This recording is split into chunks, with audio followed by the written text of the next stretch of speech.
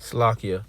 So as I was saying, without having that hedge of protection, we wouldn't stand a chance.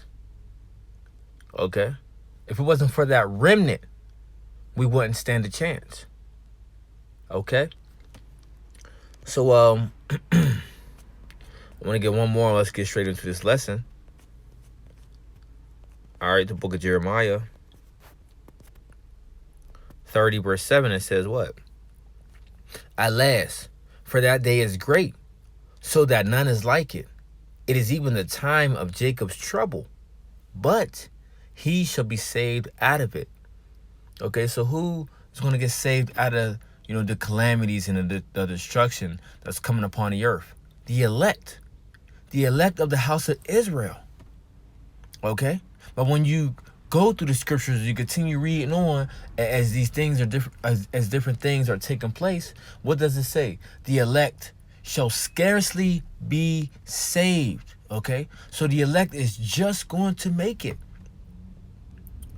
Okay? They are just going to make it, but it says the elect shall scarcely be saved. Right? So there's going to be, members of the elect having to witness some of these things that's going to be going on all throughout the earth. Okay? Maybe even thrown in prison. Watching people, get put down in the streets. A lot of graphic events, they will be able to see. All right? But, just going back into the point, these different daily necessities, right, are going to be what? Are going to be fantasies in a time of trouble. Why? Because there's going to be things happening, right, that the things that you are used to seeing or used to doing is going to be taken away at an instant. Okay? So with that, let's go to the book of 2nd Esdras. And I'm not going to make this long. I'm trying to make this quick as I can, through the Lord's will. So let's go to the book of 2nd Esdras, the 15th chapter. Okay, and let's go to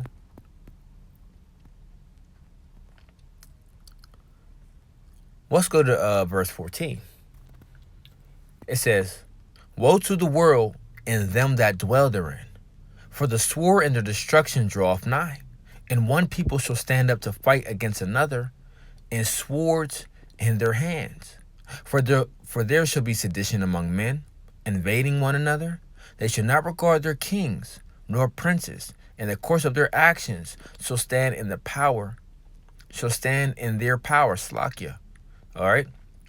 So if you're used to things just being, I say, normal, so to speak, right? No chaos, right? No riots, no uprisings.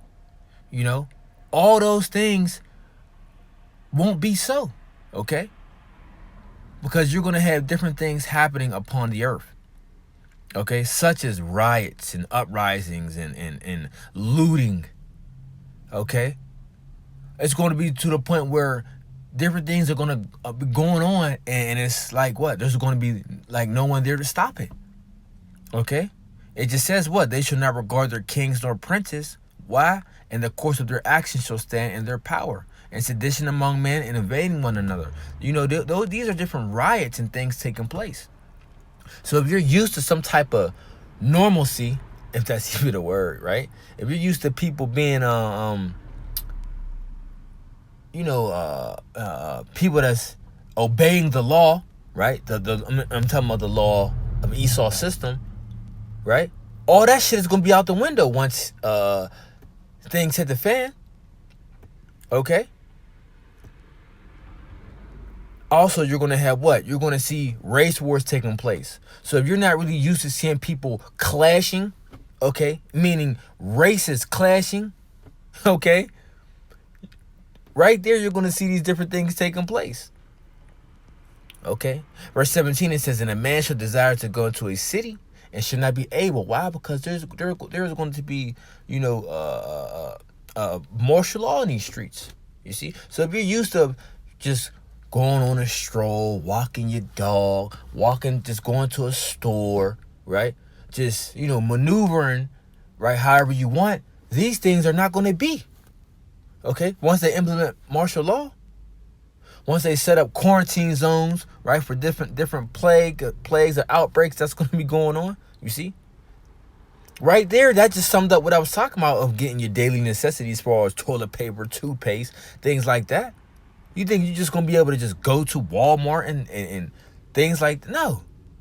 No. See, so it means your life is going to change at an instant because you're not going to be able to do things as you want to do. Okay? Verse 19, it says, and a man shall have no pity upon his neighbor, but shall destroy their houses with the sword, and spoil their goods because of the lack of bread and for great tribulation. Okay? So, like I was saying before, right, it's going to be so bad to the point where, your next door neighbor who you was able to just, walk outside and say, hey, how was your day today? Whatever the case may be, right? And in these times to come, right, your neighbor is going to be looking for what? Daily necessities, where to the point where it's like, in their mind, they're going to say, I have to feed my family over yours. I'm sorry I've known you for 20 plus years and, you've been nothing but good to me. But now, this is a do or die moment. Okay? And I'd rather do you than watch my family die or starve or whatever the case may be. Okay? So that's why people's houses, what? Their goods are going to get spoiled for what?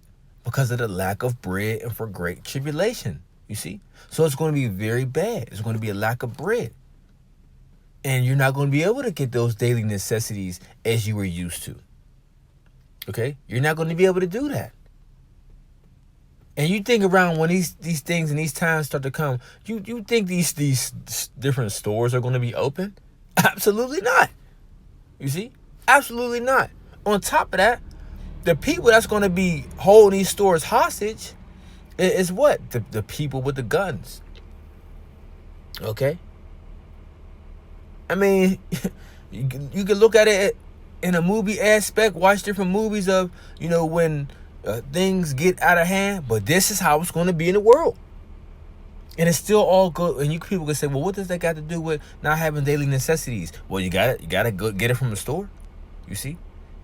You got to get it from a store.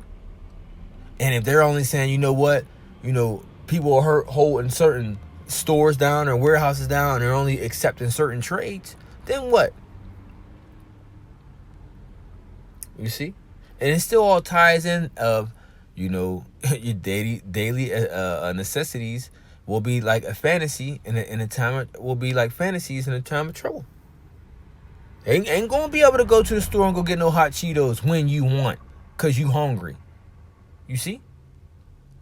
And that's not even daily necessity. That's just a snack people like to go eat. Well, let's talk about, bottled water, just bread, lunch meat, these things. You see? Let's see if we can go further down. Let's see a little bit more on there. And I'm just trying to hit the main points and speak about, reality. Okay? Because this is all reality. And this is going to become people's reality. Okay? Okay, so let's see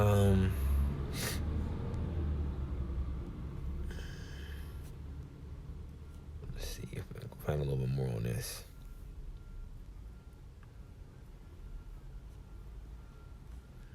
Slovakia. Let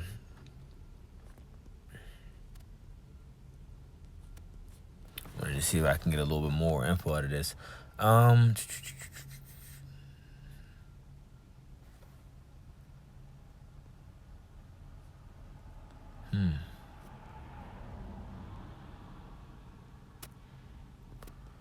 Yeah, so that might be pretty much the point, as I can't think of any other scriptures now at the moment, but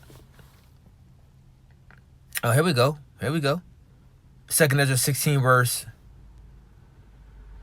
17, right? So Ezra is seeing all these different things taking place, right? Having a vision of these things taking place. And what was his response? Second Ezra 16 verse 17, it says, woe is me, who would deliver me in those days? The beginning of sorrows and great mournings, the beginning of famine and great dearth, the beginning of wars and powers shall stand in fear, the beginning of evils. What shall I do when these evils shall come? Behold, famine and plague, tribulation and anguish are sent as scourges for amendment. But for all these things they shall not turn from their wickedness, nor be always mindful of the scourges. You see? So even when things are going to be in complete chaos, and things are going to be screwed up, right? It's still that people are not going to be turning from their wickedness. People are going to be charading around the city doing their complete madness, even in a time of calamity. You see? Just shows you how wicked the mind frame of people is going to be. Okay. Verse 21, it says, behold, victuals shall be so good, cheap upon the earth, that they shall think themselves to be in a good case. And this is what people think now. Even though more people are getting put in a bad spot, but people be thinking that they in a good case at the moment. Because what the victuals, the things they think as things are affordable to them, that they think that everything is good. But like I said, in an instant, all this can change suddenly. Okay, and people are not prepared for it. It says, and even then shall evils grow upon earth, sword, famine, and great confusion. You see? For many of them that dwell upon the earth shall perish of famine, and the other that escape the hunger shall the sword destroy. You see, so it's letting you know that a lot of people are going to, perish for the lack of bread. Okay? And the people that escape the hunger shall what? They're going to be destroyed by the sword. You see? So, let's see if I find any more on that.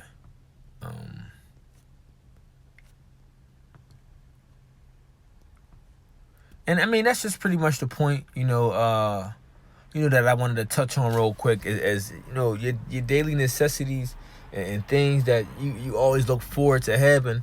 Hey, they not always gonna be there.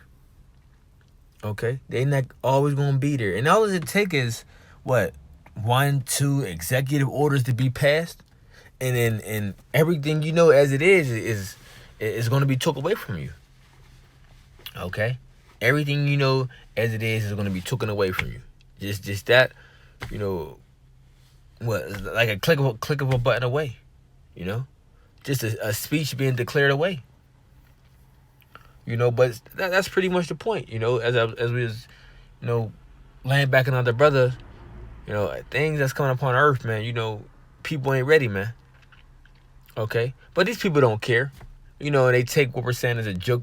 Matter of fact, they take the word of the Lord for a joke, because what we're saying is coming out of the book of the Lord. Okay? So, hey, man, we warn you people. We do our job, and, hey, you get the message or you don't. Okay? But it is, these modern day epistles is really for the elect, to get their mind prepared and geared to what's really to take effect, and even mine also, first and foremost. Okay, because even though I may say, say different things, I really don't know what it's like to go through all these different things. But the difference is, that's what we pray to Yahweh Shema Shah, that he may continue to guide us, right, and to be our defense, that we may make it through these different things that's coming upon our earth. Okay? So, hey, with that, Lord willing, I hope this quick lesson was edifying. Until next time, I want to say shalom.